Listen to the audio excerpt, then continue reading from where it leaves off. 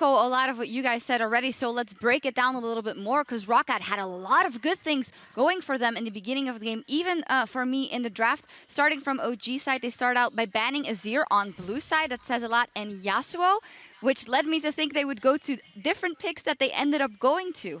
Well, if you look at the draft, you can clearly see how ROCCAT is getting a lot of pick potential, a lot of engage. So I think Origen said, you know what, we don't want to run Varus into this, we don't want to risk the amount of engage, always finding the right way to shut us down.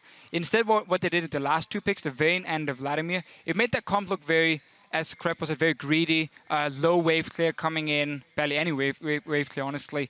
But it was counter picks, because Vayne does really well into like an Alistar, into a Gragas, like into these big tanky front lines, as long as she can dance around and kite out in the open. And Vladimir is a good matchup into the Ahri as well. Again, you turn it into a farm lane, and then you outscale late game, like Peke managed to do after he got shot down though early on. So it wasn't perfect, and this was more on ROCCAT, honestly, than it was on Origen. Yeah, you look at these two team compositions, they're fairly different when it comes to how you play at team fights as well. Origen, you're reliant on barrel positioning, Vayne kiting, just so much mechanical prowess necessary to pull off a composition like that until you get later and later, until Vlad just kind of blows everybody up. The other side of it, ROCCAT running a very engage-heavy comp, as we saw in a couple of fights. You just pop the Sivir ult, you go in with the Ahri, lock people down, should be enough to snowball a game, especially with the lead they had. But unfortunately for ROCCAT, they couldn't hold it. We did see them try and target out Pekka though in the pick and ban phase. We talked a little bit about how Nukeduck could have the upper hand on Pekka. Bans from Origen themselves, Origen and Azir, I almost got tripped because I was looking at the footage here of them talking outside. But then also the early rotation Ahri, which was a bit of a surprise, just to take it away from him, see what else can you play. So we go into the game. Lane swap happens. And we look at it, we've talked about how Origen have improved their lane swaps, and something that surprised us a little bit was a good adaptation by ROCCAT. I know it was something you were pretty excited about when it came to pass. And, we want to take a look at a replay as well of how ROCCAT reacted to the lane swap that came out in this game. So basically what happens here is, one thing we need to note is when Origen lane swaps, they very often fast push, and they send Source down so quickly to take down this tower, because 5-10 seconds means a lot. So we can just start rolling it, and we notice how Origen takes down the tower a lot earlier than ROCCAT will. So what it means is that Source can stay in the lane, and he has more time to farm now before someone walks down to the lane. And it also means once we start sending guys up to the top lane, just continue rolling it, we can see the Vayne and the Braum reach that top lane and basically force Steve to back away, because he's going to be on his own. Vander needs to recall to get wards. Rylas needs to recall to return to that bottom side, normally to push that one out and stop the Gangplank from farming in a frozen lane. So that's why ROCCAT are moving like they are now, and realizing then, oh, he's pushing the wave now. Then here, where we see Soaz, he's going to shove it up because he realizes, well, I can go dive the top lane now. If Steve shows up top, Source will TP up there and just kill him 4v1. Easy peasy. So Rylas makes the adaptation. A little bit too late. He already had walked down to the bottom side. But still, he makes the adaptation saying, I have to go top, because Vander can follow me, and then we can defend the tower and not risk this dive happening.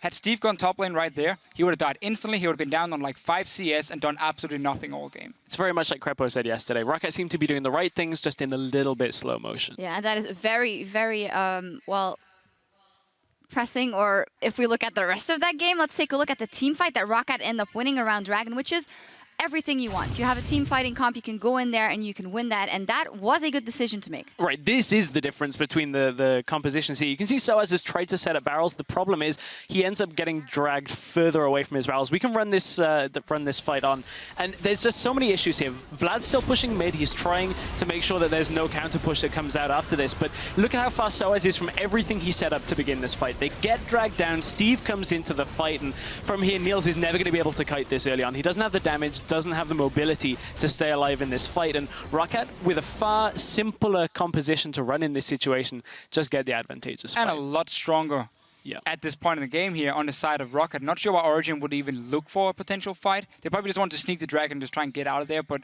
that's not going to happen with so much engage. Yeah, OG get the dragon, but ROCCAT get that team fight. At that point, after the team fight, ROCCAT is up 3.5k over Origen over the next 10 minutes. Instead of snowballing that lead with the Ahri that got a couple of assists, with the Sivir, they go down to a 1k lead. They lose 2,500 gold, and they get no kills out of the side of ROCCAT, which is exactly what we called them out for yesterday. Yeah, this is why ROCCAT has been inconsistent all split long, even all year long. Go back to Spring Split, it was somewhat the same. The shot calling is just not always there. They don't really follow the game plan. They don't execute it properly. Right here, you even have your Hecarim building Frozen Heart first item. That's horrible versus Gangplank because he has so much armor penetration to use. You can't one-on-one him at all unless you go like 20 force on the Hecarim.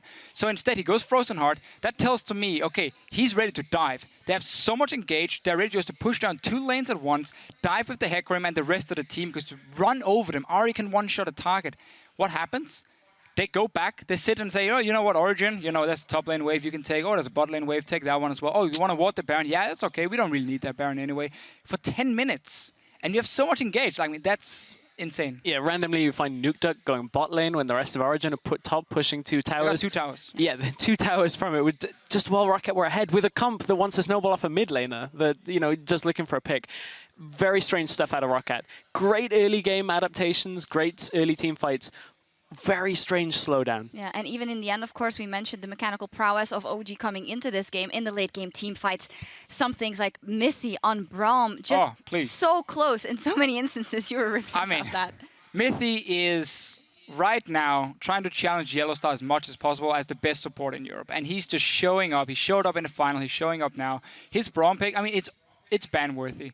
He's so good in this champion, and he just blocks so many small skill shots in the fights. People don't, like, you might even not notice it. Like, suddenly a charm flies out, boom, Myth is in there, blocks it, and his 80 carry stays alive. And, I mean, I'm even moving around doing the shield movement just because of Mythy right now. Yeah, well, we learned a lot from that game already in the lane matchups, because earlier we also asked you guys at home which lane matchup you thought would be key to taking this series. And at Bovina Ricardo tweeted, mid lane, totally. If NukeDuck gets a stronger draft, ROCCAT will play around him so well, it will be hard to win for OG.